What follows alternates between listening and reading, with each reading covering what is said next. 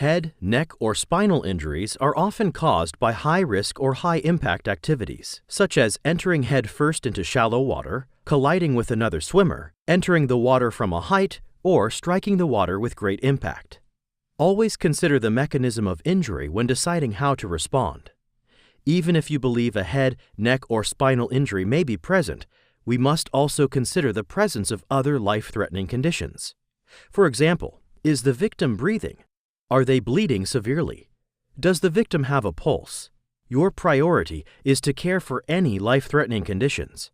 If at any time the victim is not breathing or has other life-threatening conditions, immediately remove the victim from the water and provide appropriate care.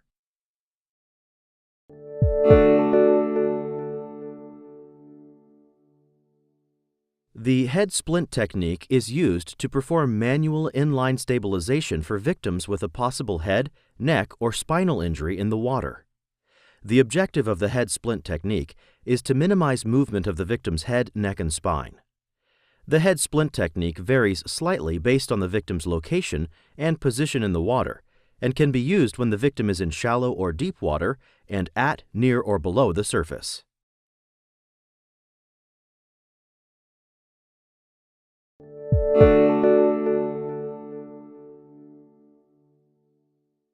To perform a head splint if the victim is in shallow water and face up at or near the surface, approach the victim from the side. Grasp the victim's arms midway between their shoulders and elbows and gently position the arms alongside their head, minimizing movement of the head and neck. Grasp the victim's right arm with your left hand and the victim's left arm with your right hand. Slowly and carefully squeeze the victim's arms against their head to help hold the head in line with the body. Do not move the victim any more than necessary. If the person is unresponsive, quickly look, listen, and feel to check to see if the person is breathing and call for a backboard. I need a backboard. Continue to monitor the victim's condition. With a face-up victim in deep water, the head splint technique is the same, except that you use a rescue tube for supporting during each step.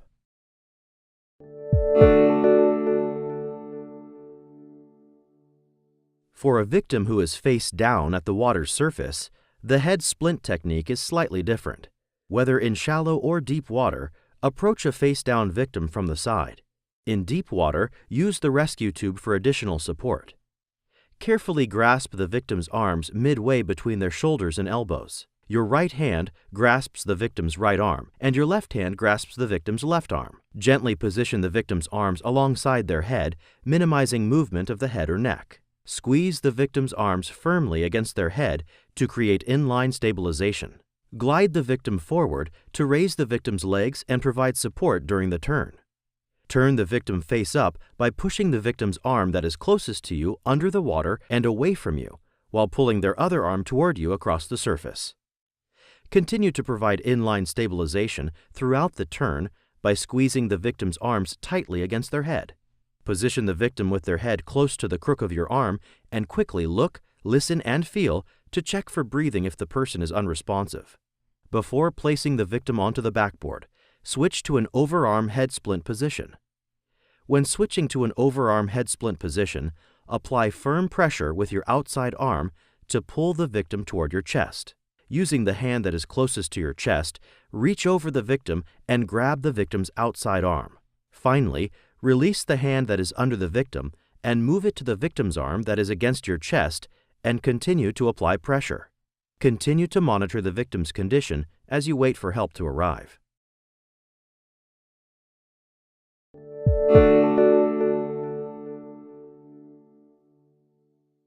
To perform the head splint technique when the victim is submerged, approach the victim from the side, releasing the rescue tube if the victim is more than an arm's length beneath the surface.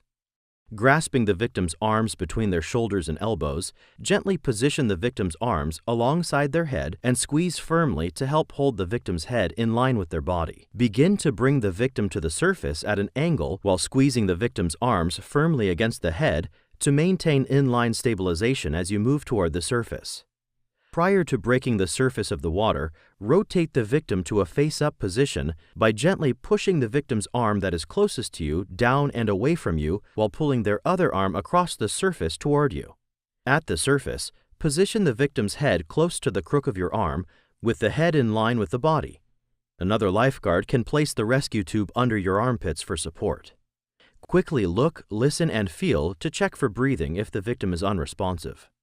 If the victim is not breathing, immediately remove them from the water and provide care. If the victim is breathing, switch to an overarm head splint position before placing the victim on the backboard. When possible, move to shallow water to extricate the victim.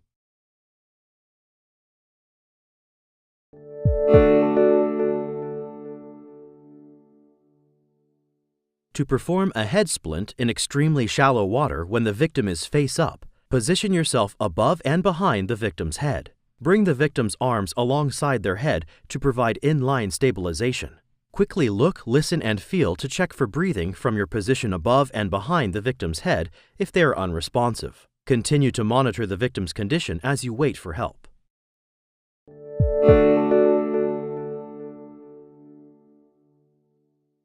If the victim is face down in extremely shallow water, position the victim's arms alongside their head, squeezing firmly to secure the victim's head between their arms. Roll the victim toward you, stepping above the victim's head and lowering your arm so that the victim's arms move over yours. Your hands will rotate as you turn the victim face up, so maintain pressure. Quickly look, listen, and feel to check for breathing from your position above and behind the victim's head if they are unresponsive. Continue to monitor their condition as you wait for help.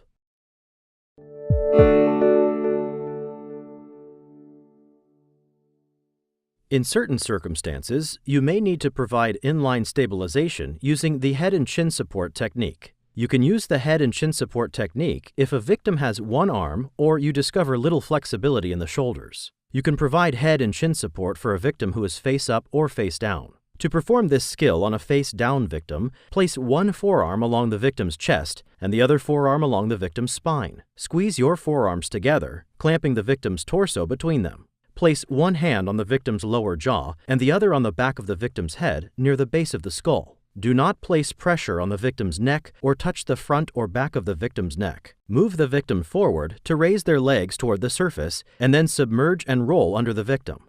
Quickly look, listen, and feel to check for breathing if they are unresponsive.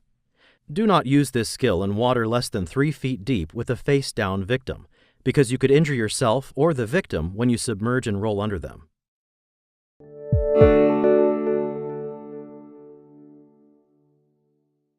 Spinal backboards are used to immobilize a victim so they are not further injured during extrication and transport. At least 2 lifeguards are needed to place and secure a victim on a backboard. The mechanics of using a spinal backboard are essentially the same in both deep and shallow water, although rescuers aren't able to stand in deep water. Remember, your priority is to care for any life-threatening conditions. If at any time during the procedure the victim is not breathing or has other life-threatening conditions, immediately remove the victim from the water and provide appropriate care.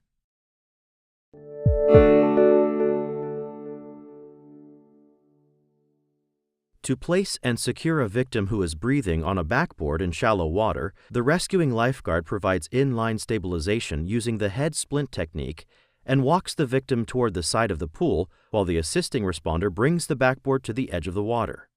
With head immobilizers removed, but within reaching distance, the assisting responder on deck places the board at an angle in the water against the wall, submerging the headspace of the board if possible. Using the overarm head splint, the rescuing lifeguard gently guides the victim onto the board, placing the victim's head on the designated headspace of the backboard.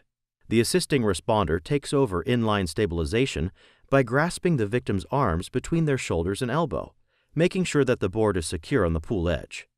The rescuing lifeguard secures a strap high across the victim's chest and then stabilizes the victim by placing one hand and arm on the victim's chin and chest and the other hand and arm under the backboard as the assisting responder places the victim's arms across their chest. The assisting responder secures the victim's head to the backboard using the head immobilizer device and secures the head immobilizer by placing a strap across the victim's forehead.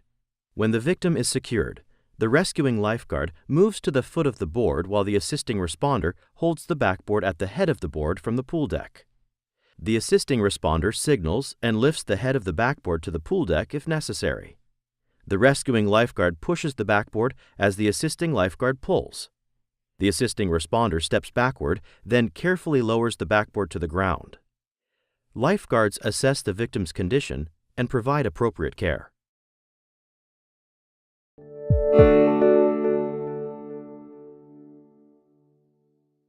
To place and secure a victim who is breathing on a backboard in deep water, use the same technique but use rescue tubes to support the rescuing lifeguard and the backboard when necessary. Remember, whenever possible, move the victim to shallow water to backboard and extricate.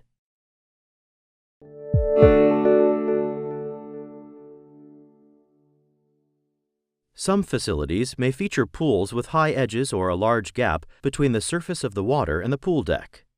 This can make spinal backboarding and extrication more challenging. In situations like this, lifeguards use a similar technique, but the assisting responder enters the water instead of remaining on the deck. The assisting responder removes the head immobilizer device and places it within reaching distance on the pool deck, then enters the water and submerges the backboard. The assisting responder positions the board under the designated head space. The rescuing lifeguard maintains inline stabilization while both lifeguards move the victim and backboard to the side of the pool.